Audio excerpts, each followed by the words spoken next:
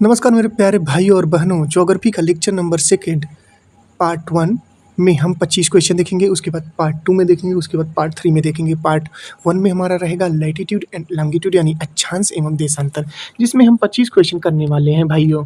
ठीक है, तो चलिए पहले क्वेश्चन से ही स्टार्ट करते हैं। पहला क्वेश्चन है, पृथ्वी पर जीरो अक्षांश को क्या कहा जाता है। देखिए, जीरो अक्षांश को जो है वो कहा जाता है भूमध्य रेखा। ठीक है, ये आपको याद रखना है। भूमध्य रेखा जीरो अक्षांश को कहा जाता है। ऑप्शन नंबर सी करेक्ट हो जाएगा। अगले क्वेश्चन की बात करेंगे दोस्तों। अगला क्वेश्चन है, सभी देशांतर रेखाएं कहाँ मिलती हैं। तो दोनों ध्रुवों पर मिलती हैं। सभी देशांतर रेखाएं कहाँ मिलती हैं, दोनों ध्रुवों पर।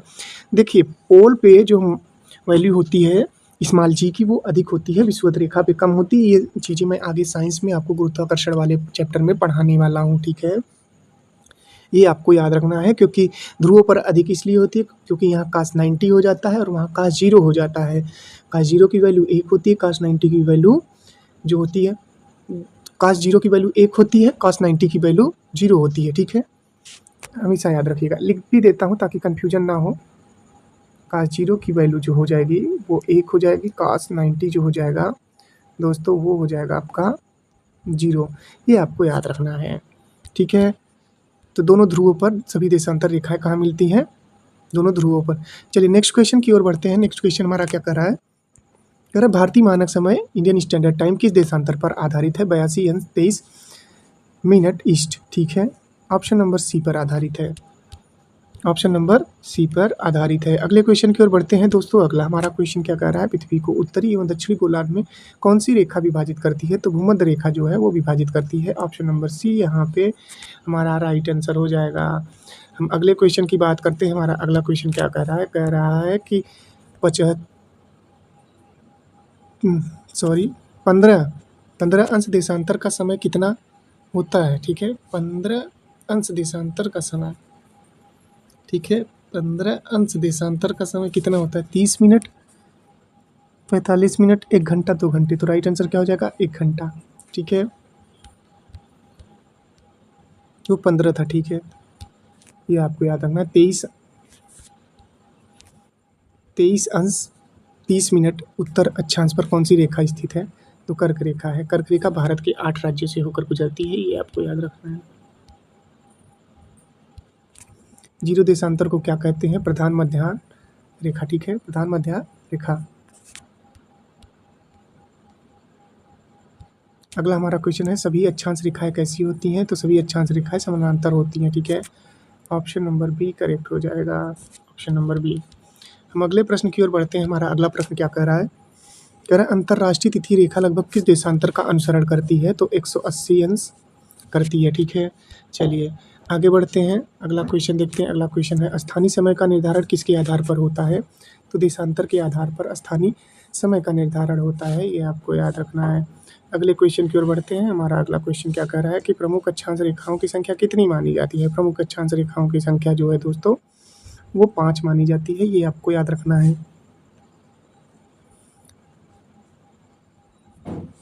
नेक्स्ट क्वेश्चन है, पृथ्वी पर कुल कितने देशांतर हैं। तो 360 देशांतर हैं। ठीक है, चलिए आगे बढ़ते हैं। अगला क्वेश्चन देखते हैं। अगला क्वेश्चन क्या कर रहा है, कह रहा है सबसे लंबा अक्षांश कौन सा है। भूमध्य रेखा है। ठीक है, भूमध्य रेखा सबसे लंबा अक्षांश है।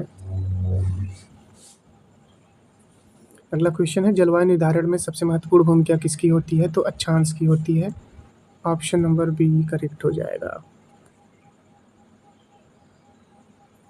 अगला क्वेश्चन है, 90 अंश उत्तर अक्षांश पर क्या स्थित है। उत्तरी ध्रुव। Option number B. ठीक है, चलिए अगले क्वेश्चन की ओर बढ़ते हैं। अगला क्वेश्चन है, पृथ्वी को पूर्वी और पश्चिमी गोलार्ध में कौन सी रेखा विभाजित करती है। भूमध्य रेखा, कर्क रेखा, 0 डिग्री देशांतर, 180 देशांतर। तो 0 डिग्री देशांतर पृथ्वी को पूर्वी और पश्चिमी गोलार्ध में विभाजित करती है। कर्क रेखा भारत के कितने राज्यों से होकर गुजरती है। कर्क रेखा भारत के 8 राज्यों से होकर गुजरती है, जिसका ट्रिक है मित्र पर गमछा झार। ठीक है, ये आपको याद रखना है। 1 डिग्री देशांतर का समय कितना होता है। तो 4 मिनट होता है। ठीक है, 1 डिग्री देशांतर का समय अंतर यानी 1 डिग्री देशांतर का समय अंतर कितना होता है, 4 मिनट, 4 मिनट। हम अगले प्रश्न की बात करेंगे। अगला प्रश्न है 19 नंबर, निम्नलिखित में से कौन सा कथन सही है। देखिए, सभी अक्षांश की लंबाई समान होती है, सभी देशांतरों की लंबाई समान होती है, दोनों की लंबाइयाँ समान होती है, सभी देशांतर समानांतर होते हैं। देखिए सभी देशांतर समानांतर कैसे हो जाएंगे भाई, दोनों की लंबाई समान होती, गलत है। लंबाई समान हो जाएंगी तो वही ना बोल दिया जाए, अगर अक्षांश देशांतर के बराबर होगा तो उसको देशांतर क्यों बोलेंगे, या देशांतर को अक्षांश क्यों बोलेंगे। ठीक है, सभी अक्षांशों की लंबाई समान होती, गलत है। ठीक है, सभी देशांतरों की लंबाई समान होती है, ये आपका सही हो जाएगा, ऑप्शन नंबर बी करेक्ट हो जाएगा। ठीक है, चलिए अगले क्वेश्चन की ओर बढ़ते हैं। अगला हमारा क्वेश्चन इंपॉर्टेंट क्वेश्चन है, ये आपको याद रखना है। भारतीय मानक समय IST UTC से कितना आगे है। UTC के बारे में मैं आगे बताऊंगा, तो ये 5.5 घंटे आगे है। ठीक है, IST जो है UTC से कितना आगे है, 5.5 घंटे, यानी 5 घंटे 30 मिनट आगे है। अगला है सबसे छोटा अक्षांश कौन सा है, तो 90 डिग्री ध्रुव। अगला प्रश्न है 0 डिग्री अक्षांश एवं 0 डिग्री देशांतर का प्रतिच्छेदन किस महासागर में स्थित है, तो ये अटलांटिक महासागर यानी गिनी की खाड़ी में है। अगला क्वेश्चन है यदि कोई स्थान 30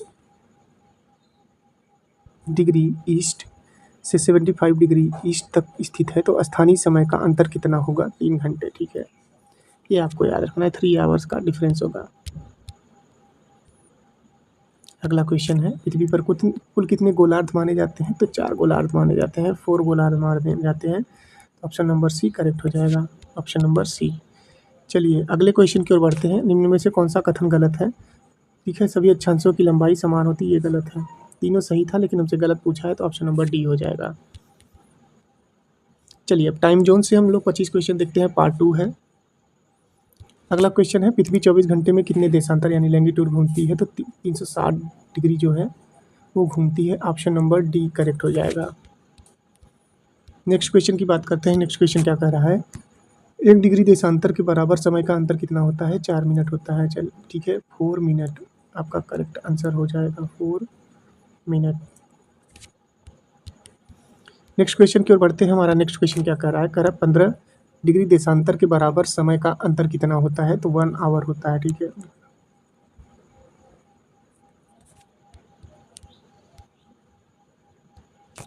भारतीय मानक समय IST किस देशांतर पर आधारित है, तो ये देशांतर है 82 degree 30 minute east, option number C correct हो जाएगा। ठीक है, भारतीय मानक समय यानी इंडियन स्टैंडर्ड टाइम किस देशांतर पर आधारित है, तो 82-30 ईस्ट पर आधारित है, ये आपको याद रख लेना है। कराए IST UTC से कितना आगे है, तो ये जो है 5:30 आवर आगे है, यानी 5.5 घंटे जो है आगे है। कह रहा है ग्रीन विच माध्य समय मीन टाइम का संबंध किस देश से है, तो ये इंग्लैंड से हो जाएगा। ठीक है, इंग्लैंड में क्या है, GMT। अगला हमारा क्वेश्चन है अंतर्राष्ट्रीय तिथि रेखा यानी इंटरनेशनल डेडलाइन लगभग किस देशांतर का अनुसरण करती है, तो 180 डिग्री देशांतर का अनुसरण करती है। ठीक है, इंटरनेशनल डेडलाइन। हम अगले क्वेश्चन की ओर बढ़ेंगे। यदि कोई व्यक्ति अंतर्राष्ट्रीय तिथि रेखा को पश्चिम से पूर्व पार करता है तो क्या होता है, तो 1 दिन घटाता है। ठीक है, ऑप्शन नंबर बी करेक्ट हो जाएगा। चलिए 34 नंबर क्वेश्चन देख लेते हैं, क्या कह रहा है, कह रहा है यदि कोई व्यक्ति अंतर्राष्ट्रीय तिथि रेखा को पूर्व से पश्चिम पार करता है तो क्या होता है, तो 1 दिन जुड़ता है। ठीक है, 1 दिन जुड़ेगा, तो ऑप्शन नंबर ए करेक्ट हो जाएगा। हम अगले क्वेश्चन की बात करते हैं। हमारा अगला क्वेश्चन क्या कह रहा है, कर भारत में केवल एक मानक समय अपनाने का मुख्य कारण क्या है, प्रशासनिक सुविधा। ठीक है, ऑप्शन नंबर बी करेक्ट हो जाएगा। ये तो गुजरात में सूरज जो है 2 घंटे बाद निकलता है, अरुणाचल प्रदेश में सबसे पहले निकल जाता है, और उगते हुए सूरज का देश जो है वो जापान कहा जाता है। जापान में सबसे पहले सूरज निकलता है। ठीक है, जापान की राजधानी टोक्यो होती है, टोक्यो महंगे सिटी में आते हैं। ठीक है, 6 अगस्त 1945 और 9 अगस्त 1945 को लिटिल बॉय फैट मैन परमाणु हमले हुए थे वहाँ पे हिरोशिमा और नागासाकी में। ये भी चीज़ें हम लोग जान लेते हैं क्योंकि आगे चल के मैं ज्योग्राफी में पढ़ाऊँगा ये चीज़ें। अगला है भारत का पूर्वी पश्चिमी देशांतरी विस्तार लगभग कितना है, तो 29 डिग्री है। ठीक है, ऑप्शन नंबर सी करेक्ट हो जाएगा। अगले क्वेश्चन की बात करते हैं। अगला क्वेश्चन है भारत के पूर्वी और पश्चिमी छोर के स्थानीय समय में लगभग कितना अंतर होता है, तो 1 आवर 56 मिनट का। ठीक है, 1 आवर 56 मिनट का, यानी 1 आवर 56 मिनट का अंतर होता है, ऑप्शन नंबर सी।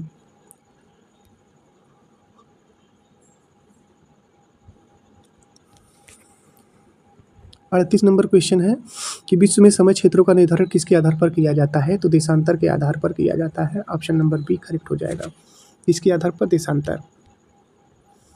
हमारा नेक्स्ट क्वेश्चन है, पृथ्वी को आदर्श रूप में कितने समय क्षेत्रों में विभाजित किया गया है? तो 24 समय क्षेत्र जो है वो विभाजित किया है। सबसे ज़्यादा रूस जो है डिफरेंट टाइम जोन को फॉलो करता है। भारत का पड़ोसी देश यानी जो श्रीलंका है, भारत का टाइम जोन फॉलो करता है, ये आपको याद रखना है। कभी कभी क्वेश्चन पूछे जाते हैं 45 डिग्री देशांतर का समय अंतर कितना होगा? तो ये 3 आवर होगा, ठीक है, ये आपको याद रखना है। 15 दिया 45। देखिए हमने यूटीसी की बात करी थी, आईएसटी यूटीसी से कितना आगे है? तो 5.5 घंटे आगे है। तो यूटीसी का फुल फॉर्म क्या हो जाएगा? Universal time clock, universal time center, coordinates universal time, central universal time. तो क्या हो जाएगा? कोऑर्डिनेटेड यूनिवर्सल टाइम, यानी ऑप्शन नंबर सी यहाँ पे करेक्ट हो जाएगा। कौन सा? Option number C. ये हमें याद रखना है कि ऑप्शन नंबर सी सही हो जाएगा। चलिए दोस्तों, कह रहा है यदि लंदन में सुबह 6 बज रहे हैं तो भारत में लगभग समय कितना होगा? तो 5.5 घंटे ऐड करेंगे, 6 5 11 प्लस 30 जोड़ेंगे तो 11:30 AM। Option number C correct हो जाएगा, ठीक है, ये आपको याद रखना है। अगला क्वेश्चन है, निम्नलिखित में से कौन सा देश सबसे अधिक समय क्षेत्रों का उपयोग करता है? तो रसिया हो जाएगा। रूस की राजधानी मॉस्को होती है, याकूत है यहाँ पे। पहला 1957 के लगभग इन्होंने पहला USSR स्पुतनिक फर्स्ट अंतरिक्ष में छोड़ा था, ठीक है, ये भी हमें याद रखना है। रूस का क्षेत्रफल विश्व में सबसे ज़्यादा है। चीन आधिकारिक रूप से कितने मानक समय क्षेत्रों का उपयोग करता है? एक मानक समय क्षेत्रों का उपयोग करता है, यानी मानक समय एक ही है, एक टाइम जोन चाइना फॉलो करता है। अगला क्वेश्चन है, निम्न में से किस देश का आधिकारिक समय UTC 5:30 है? तो भारत हो जाएगा, ठीक है, UTC 5:30, ये आपको याद रखना है। कोऑर्डिनेटेड यूनिवर्सल टाइम, ठीक है, ये हमने बता दिया है आपको सारी चीज़ें। अगला क्वेश्चन है, पाकिस्तान का मानक समय PKT UTC से कितना आगे है? तो 5 घंटे आगे है, ठीक है, ऑप्शन नंबर सी। यार नहीं, ऑप्शन नंबर बी सही होगा, ठीक है, UTC से कितना आगे है ना, तो ऑप्शन नंबर बी सही हो जाएगा। ये आपको याद रखना है, ठीक है। 5:30 तो भारत का होगा यार। अगला क्वेश्चन है, नेपाल का मानक समय NPT UTC से कितना आगे है? तो 5:45 आगे है, ठीक है, 5:45।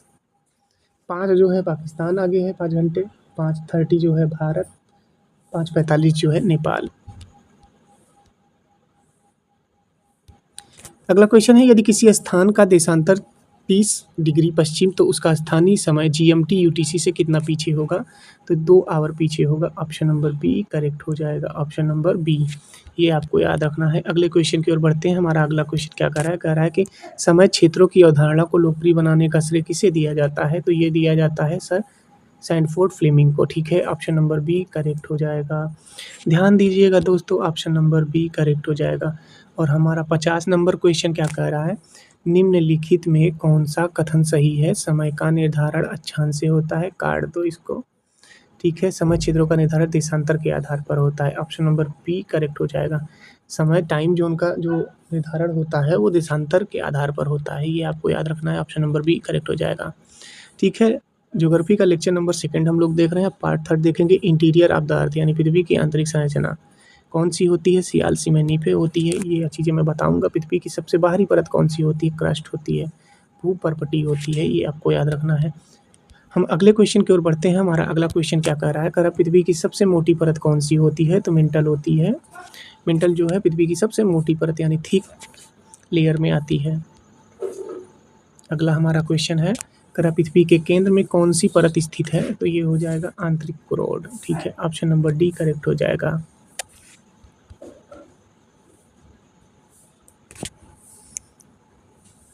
चौवन नंबर क्वेश्चन है, मोहरो विसिक असांतत्य यानी मोहो डिसकंटिन्यूटी किन परतों के बीच में स्थित है? तो ये हो जाएगा भूपर्पटी एवं मेंटल, ठीक है, ऑप्शन नंबर ए करेक्ट हो जाएगा। अगले क्वेश्चन की ओर बढ़ते हैं। हमारा अगला क्वेश्चन है, गुटेनबर्ग असांतत्य यानी गुटेनबर्ग डिसकंटिन्यूटी किन परतों के बीच स्थित है? तो राइट आंसर हो जाएगा मेंटल एवं वाह्याकोट, ठीक है, ऑप्शन नंबर बी करेक्ट हो जाएगा। 56 नंबर क्वेश्चन देख लेते हैं। 56 नंबर कह रहा है लेहमन आसक्ति यानी लेहमन डिसकंटिन्यूटी किन परतों के बीच स्थित है? तो हो जाएगा बाह्य अखरोट एवं आंतरिक अखरोट के बीच में, ठीक है। ये चीज़ें आपको याद रखनी है, बहुत ही इंपॉर्टेंट क्वेश्चन आपके लिए लाया हूँ। पृथ्वी का बाह्य अखरोट किस अवस्था में होता है? तो लिक्विड अवस्था में होता है, ये आपको याद रखना है, ठीक है। द्रव का सिर्फ आयतन निश्चित होता है, जिस बर्तन में डाला जाता है उसका आकार लेता है, ठीक है। पृथ्वी का आकृति यानी आंतरिक अखरोट किस अवस्था में होता है? ठीक है। पृथ्वी का आंतरिक अखरोट किस अवस्था में होता है? तो ये ठोस अवस्था में होता है। ऑप्शन नंबर सी करेक्ट हो जाएगा, ठीक है। कौन सा सही हो जाएगा? ऑप्शन नंबर सी सही हो जाएगा, ठोस।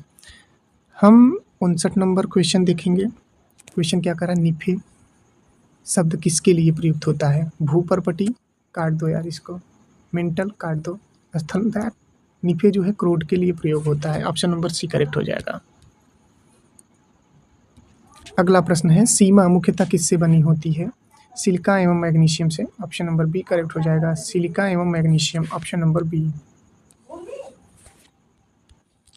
अगला हमारा क्वेश्चन है कि सियाल मुख्यतः किससे बनी होती है? सियाल जो है सिलिका एवं एल्युमिनियम से बनी होती है। ऑप्शन नंबर ए करेक्ट हो जाएगा। अगला क्वेश्चन है, पृथ्वी के आंतरिक भाग की जानकारी मुख्यतः किससे प्राप्त होती है? तो ये प्राप्त होती है भूकंपी तरंगों से, ठीक है। ऑप्शन नंबर बी करेक्ट हो जाएगा। कौन सी भूकंपी तरंगे द्रव माध्यम से नहीं गुजरती? तो एस तरंगे जो हैं द्रव माध्यम से नहीं गुजरती।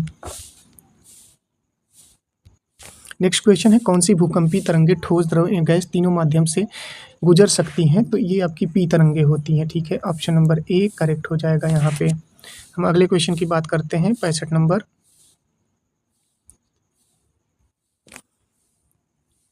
एस्थेनोस्फीयर किसके नीचे स्थित है? बाह्य अखरोट, स्थलमंडल, लिथोस्फीयर, आंतरिक अखरोट, भूपर्पटी, ठीक है। तो स्थलमंडल यानी लिथोस्फीयर के नीचे स्थित है।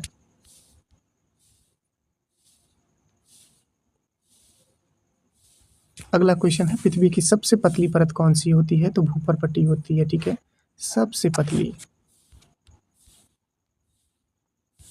नेक्स्ट क्वेश्चन है, निम्नलिखित में से किस परत का घनत्व सबसे अधिक होता है? तो ये हो जाएगा आंतरिक अखरोट, ठीक है। इंटरनल अखरोट जो हो जाएगा वो परत का घनत्व सबसे अधिक होता है। नेक्स्ट क्वेश्चन है, पी तरंग की सबसे प्रमुख विशेषता क्या है? ठोस, द्रव या गैस तीनों में चलती है पी तरंग। कह रहा है इस तरंग बाह्य अखरोट से नहीं गुजरती, इससे क्या सिद्ध होता है? इससे यही सिद्ध होता है कि बाह्य अखरोट जो है वो द्रव है, लिक्विड है। ऑप्शन नंबर बी करेक्ट हो जाएगा। नेक्स्ट क्वेश्चन है, ध्यान से देखिएगा। क्वेश्चन क्या कर रहा है, पृथ्वी के चुंबकीय क्षेत्र के निर्माण का मुख्य कारण क्या है? तो निर्माण का मुख्य कारण है बाह्य अखरोट में पिघले लौह निकल का प्रवाह। ऑप्शन नंबर सी करेक्ट हो जाएगा। नेक्स्ट क्वेश्चन है, प्लेट विवर्तन की यानी प्लेट टेक्टोनिक मुख्यतः किस परत से संबंधित है? तो ये लिथोस्फीयर से हो जाएगा। ऑप्शन नंबर सी करेक्ट हो जाएगा यहाँ पे, लिथोस्फीयर, ये आपको याद रखना है। हम अगले क्वेश्चन की बात करते हैं। हमारा अगला क्वेश्चन क्या कर रहा है, पृथ्वी के आयतन का सबसे बड़ा भाग किस परत में होता है? तो इसका राइट आंसर हो जाएगा मेंटल, भूपर्पटी, बाह्य अखरोट, आंतरिक अखरोट नहीं होगा, ठीक है। मेंटल हो जाएगा, सबसे बड़ा भाग किस परत में होता है? तो मेंटल में होता है। चलिए 73 नंबर क्वेश्चन देखते हैं। 73 नंबर क्वेश्चन कह रहा है, महाद्वीपीय भूपर्पटी यानी कॉन्टिनेंटल क्रस्ट का औसत संगठन मुख्यतः किससे संबंधित है? सियाल, सीमा, नीफे, बेसाल्ट, ठीक है। बेसाल्ट जो है वो इग्नियस में आएगा, ठीक है, जीबीडीटी, ठीक है। ग्रेनाइट, बेसाल्ट, डायोराइट, ट्रैप, ठीक है, यानी बेसाल्ट आएगा इग्नियस रॉक में। कॉन्टिनेंटल क्रस्ट का औसतम संगठन मुख्यतः किससे संबंधित है? तो सियाल हो जाएगा, ठीक है। ऑप्शन नंबर ए करेक्ट हो जाएगा। चलिए 74 नंबर क्वेश्चन देख लेते हैं। 74 नंबर क्वेश्चन है कि मोहरोविसिक की खोज किस वैज्ञानिक ने की थी? तो एंड्रिया मोहरोविसिक, ठीक है, नाम में ही छिपा है आंसर। चलिए लास्ट क्वेश्चन देखते हैं। लास्ट क्वेश्चन क्या कर रहा है हमारा लास्ट क्वेश्चन कर रहा है, निम्नलिखित में से कौन सा कथन सही है? ठीक है, एस तरंग द्रव माध्यम से गुजर नहीं यार, बाह्य अखरोट ठोस होता है, भूपर्पटी पृथ्वी की सबसे, दैट गलत है। एस तरंग ठोस द्रव दोनों माध्यम से गुजर सकती है। ठीक है, ऑप्शन नंबर सी करेक्ट हो जाएगा। तो हमने देखा दोस्तों 75 क्वेश्चन। आई होप क्लास आपको अच्छी लगी होगी। जियोग्राफी का सेकंड लेक्चर था। ऐसे टॉपिक वाइज चीज़ें हम पढ़ते जाएंगे, रिवीजन करते जाएंगे। फिर उसके बाद मैं एक 12 से 15 घंटे की क्लास लूँगा, जिसमें सारी थियरी एक बार फिर से रिवाइज करवा दूंगा। ठीक है, आई होप क्लास अच्छी लगी होगी। क्लास अच्छी लगे तो लाइक शेयर सब्सक्राइब करिएगा अपने दोस्तों के साथ। धन्यवाद।